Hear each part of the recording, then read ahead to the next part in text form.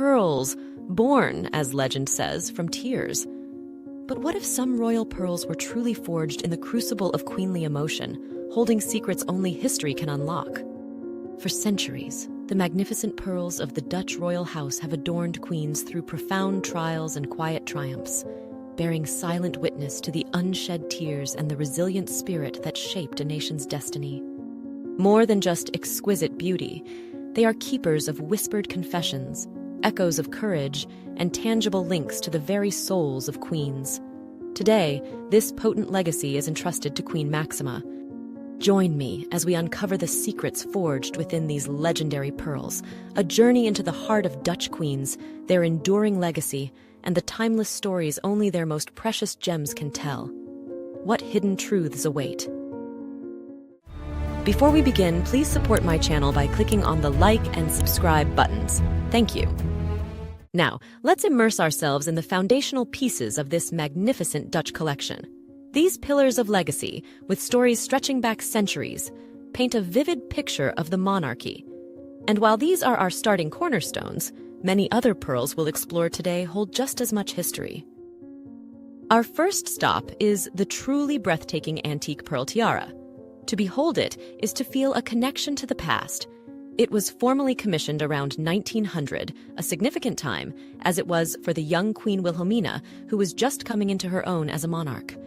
What's fascinating is that its design wasn't pulled from thin air. It was a deliberate and beautiful echo of an even earlier tiara, one that belonged to Anna Pavlovna. And who was Anna Pavlovna? A Russian Grand Duchess, sister of Tsar Alexander I, who married into the Dutch royal family, bringing with her that distinct Romanov imperial grandeur. And those pearls? Ah, the pearls.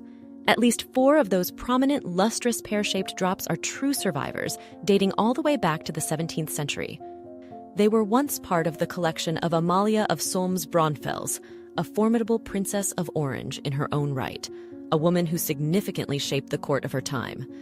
Can you just imagine the scenes those particular pearls have witnessed over 3 centuries? From the House of Orange-Nassau in its heyday to the modern monarchy.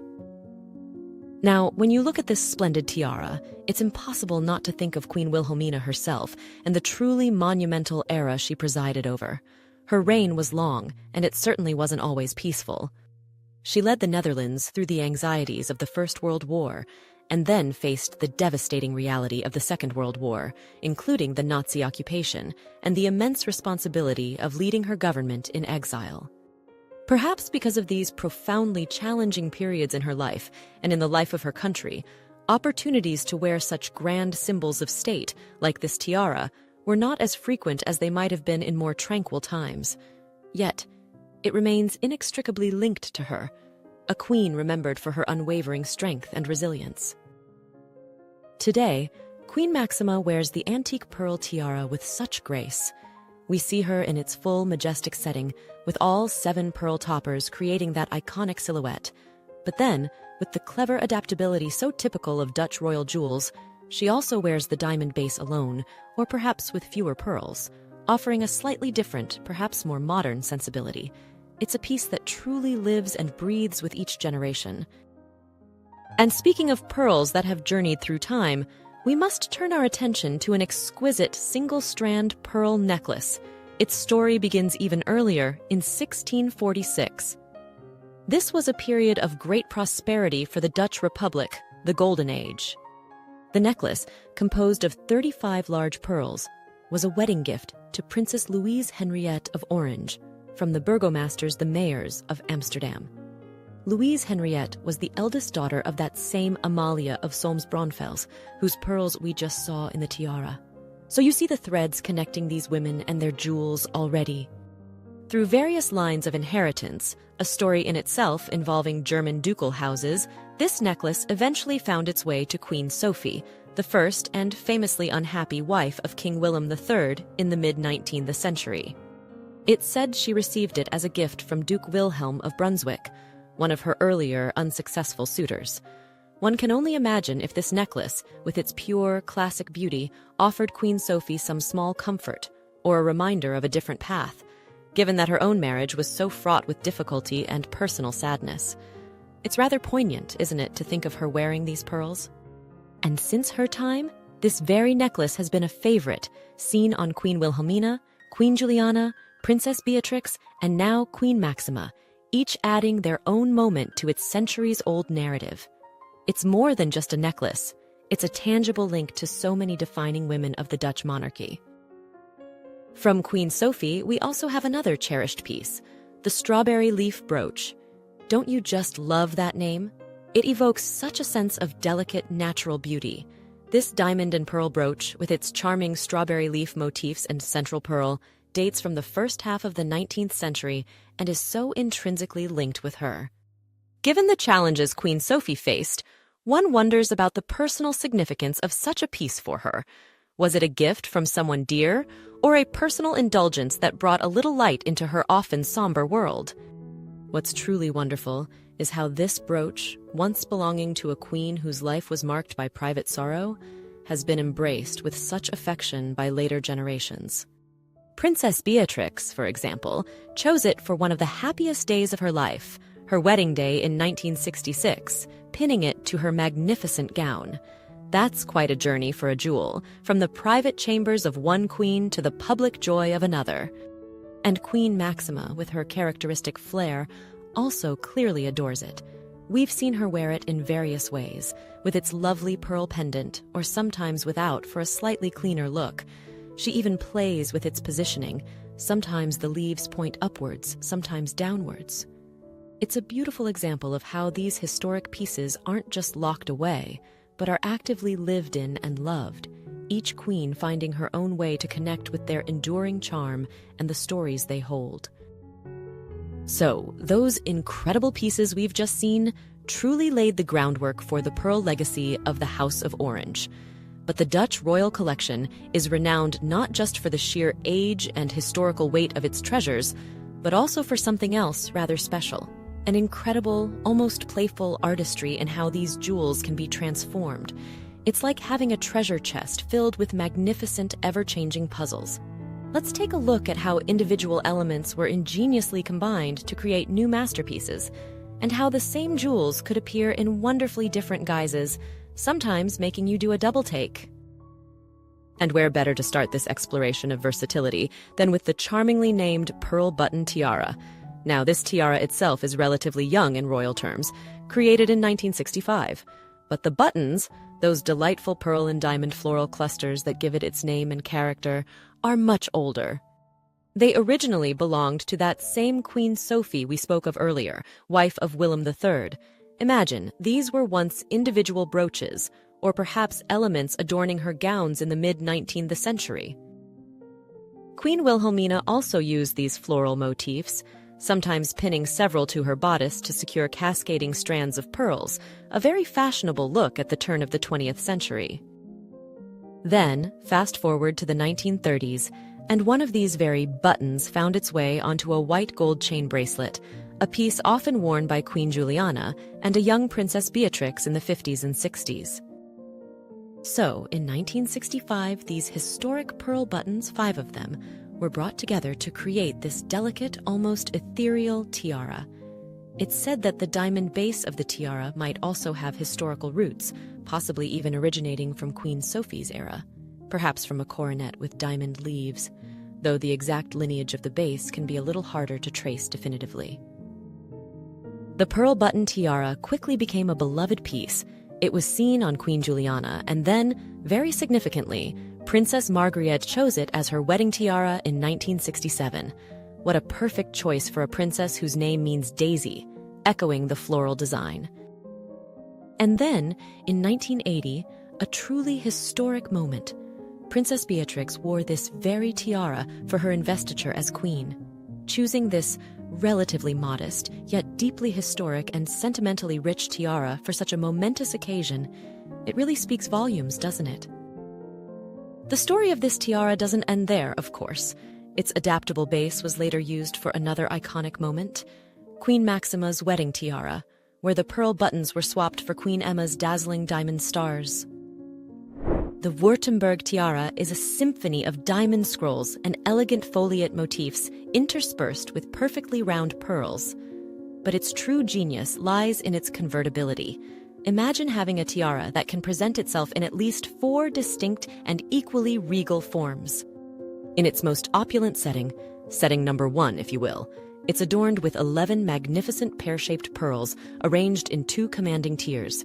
This is the version that truly takes your breath away.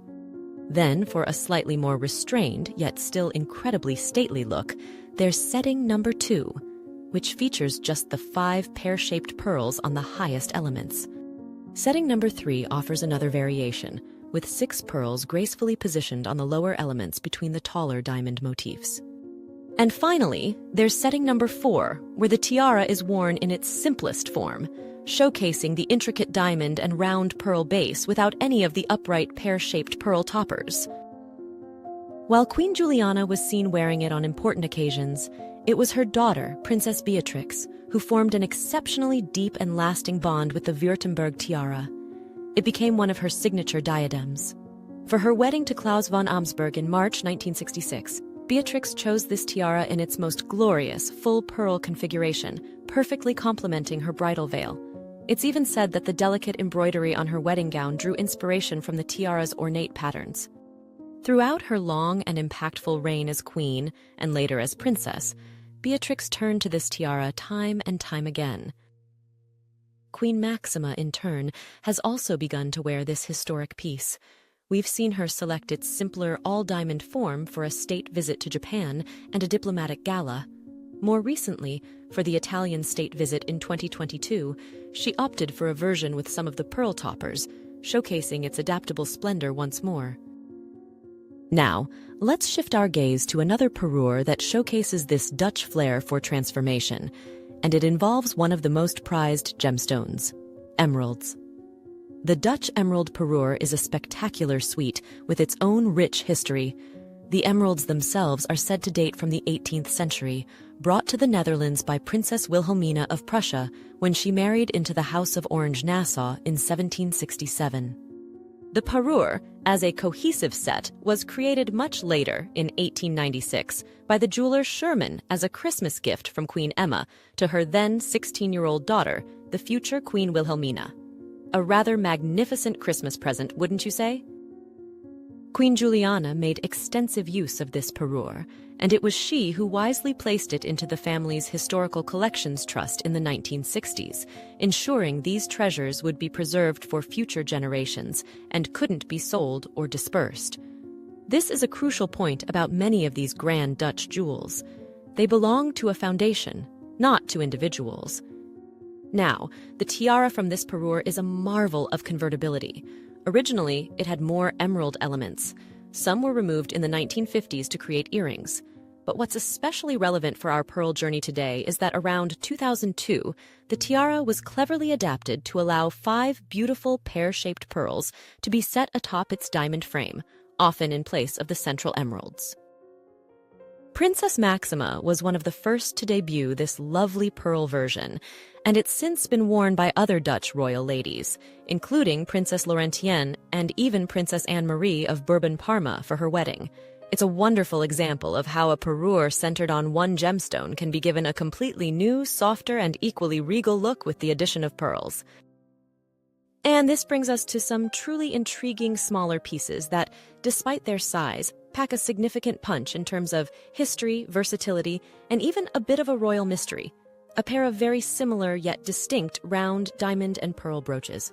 And honestly, telling them apart from a distance can be a real detective game for royal jewel watchers. Let's start with the one more strongly associated with Queen Sophie. You might spot her wearing brooches of this style in portraits on her sleeves.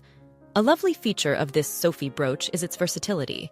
It can be worn simply on its own, or with a delicate pearl drop suspended beneath, which Queen Maxima has done on occasion. Princess Margriette has also been seen with a similar round pearl and diamond brooch. Then we have its counterpart, more closely linked to Queen Emma. This Emma brooch is a true chameleon. We've seen it as a stunning clasp for grand multi-strand pearl necklaces, and even mounted on a diamond bracelet.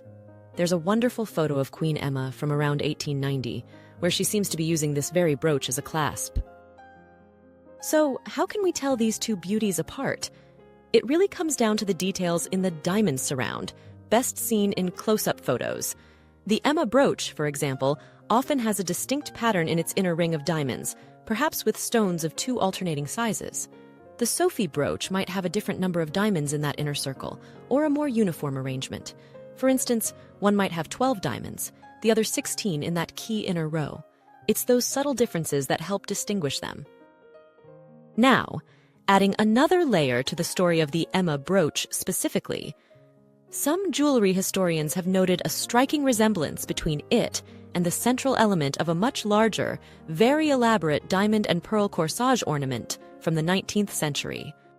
There's a fascinating old photograph showing such a grand piece. It's quite possible that as fashions evolved, this large bodice jewel was dismantled, and its magnificent central roundel, what we now know as the Emma brooch, was repurposed into the versatile clasp and brooch we admire today. It really shows how these royal collections are not static, but living, evolving entities, doesn't it? The Dutch royals' ingenuity with their jewels doesn't stop at tiaras and brooches. Their approach to earrings is just as creative, often involving a delightful mix and match of historic elements and versatile settings. It's a wonderful way to see precious heirlooms continually brought to life in fresh and personal ways. Take, for instance, a rather striking pair of pearl and diamond stud earrings that Queen Maxima first debuted around March 2014. These feature a beautiful round pearl at the center, elegantly framed by a halo of glittering diamonds. They are lovely on their own, of course, but where the real magic happens is when Queen Maxima uses them as a base to suspend those magnificent, historic pear-shaped pearl drops from the royal collection, the very same drops we might see with other important jewels. Suddenly, a classic stud transforms into a very grand and historically resonant drop earring. And this principle of pairing historic pearl pendants with different diamond studs is something Queen Maxima does with remarkable flair. She has other favorite diamond studs that serve this purpose beautifully. For example, take a look at her floral diamond ear studs. What makes these studs particularly fascinating is their hidden history. The sparkling diamond elements forming these flowers were actually ingeniously crafted from parts of Queen Wilhelmina's grand sapphire parure. That historic parure was carefully remodeled by Queen Juliana back in 1962, and some of its components were given a new life, transformed into entirely new pieces of jewelry, including these very studs. And yes, true to the Dutch tradition of versatility, pearl drops we've been admiring can be attached to these studs as well, creating yet another completely different and equally stunning look. The versatility even extends to elements from other famous parures. Queen Maxima has been known to use the diamond stud earrings from the historic Malario ruby parure as a base, and true to Dutch royal style, these ruby parure studs are also designed to be adaptable. The historic pearl drops can be suspended directly from the ornate diamond cluster stud for a shorter, impactful look, or, for added drama and length, they can hang from an articulated diamond line, a glittering cascade leading to the pearl. And sometimes, we've seen Queen Maxima use a significant historic diamond as a stud, with a pearl drop elegantly suspended directly from it, creating a look of pure classic opulence. It truly is a testament to the foresight of past generations and the creative spirit of Queen Maxima. She has this incredible ability to delve into the royal vaults, select these exquisite individual components, a diamond stud here, a historic pearl drop there, and combine them in ways that feel both deeply respectful of their heritage and perfectly suited to her own vibrant style. It's like she has an artist's palette, but instead of paints, she has centuries of dazzling gems to work with. It keeps the collection alive and always surprising, doesn't it? We've explored the profound history embedded in the foundational pearl treasures of the Dutch royal house, and we've marveled at the incredible artistry of their transformations. Now, let's turn our focus to the present day, to see how Queen Maxima, a monarch celebrated for her vibrant style and warmth, embraces this centuries-old pearl legacy, masterfully weaving it into her own queenly narrative while also adding her distinctive personal touch. Maxima has a truly fantastic set of pearl earrings, acquired around 2002, that are a masterclass in versatility, allowing for all sorts of wonderful combinations. What's so clever about these earrings is their modular design. It all starts with a pearl stud, but this isn't just any stud. The system allows for different pearl colors and even different connecting diamond elements to be swapped in and out, creating a multitude of looks from a core set of components. For instance, a simple diamond can connect a pearl stud to a pearl drop, but then that pearl stud might be a classic white pearl, or it can be swapped for a lustrous gray Tahitian pearl. The drops themselves also vary.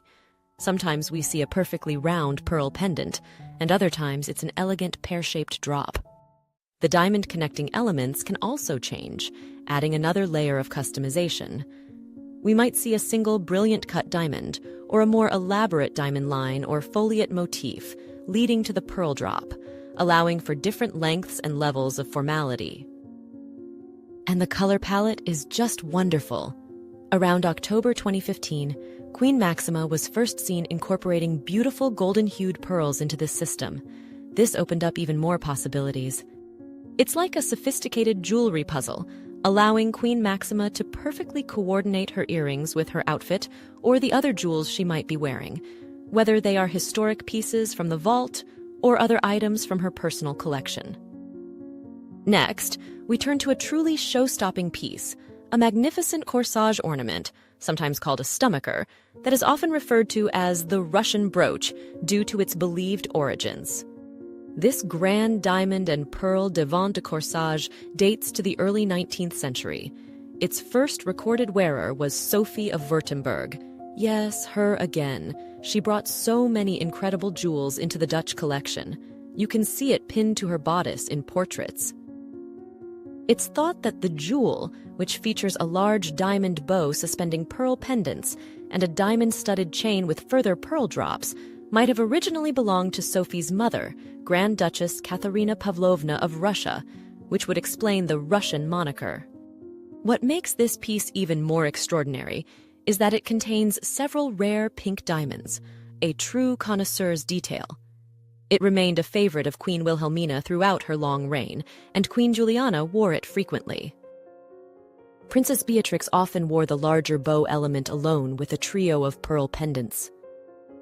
Queen Maxima has also embraced this historic jewel on numerous important occasions, often pairing it with the Antique Pearl Tiara, creating a truly dazzling effect, for instance, during the Chinese state visit in 2014 or the diplomatic corps galas. There's rumor that Princess Beatrix's father, Prince Bernhard, once attempted to sell this spectacular bow brooch through a London jeweler. Whether true or not, it certainly adds a little frisson of intrigue to its already fascinating history, doesn't it? Thankfully, it remains securely in the Dutch collection. A more understated yet historically significant piece often seen on Queen Maxima is the pearl pin brooch. This charming brooch features a delicate diamond-set stem adorned with a ribbon, from which two gray round pearls and a larger drop-shaped gray pearl are suspended. Its origins are thought to be late 19th or early 20th century, and it was Queen Wilhelmina who first introduced this lovely jewel around the early 1900s. It's a piece that exudes a certain vintage elegance. After Queen Wilhelmina, it was worn by subsequent Dutch royals, including Queen Beatrix, and Queen Maxima clearly appreciates its delicate charm, as she has worn it on numerous occasions, pinning it to dresses and jackets alike. And of course, Queen Maxima doesn't solely rely on the historic vaults. She has her own wonderful collection of less formal yet equally stylish pearl jewelry. We've already touched upon her incredibly versatile pearl earrings, but she also possesses other delightful pieces, like a lovely diamond bow brooch from the jeweler Lacca, believed to be a 19th century piece to which she masterfully attaches various pendants, pearls of course, but also aquamarines or citrines, adapting it to her ensemble.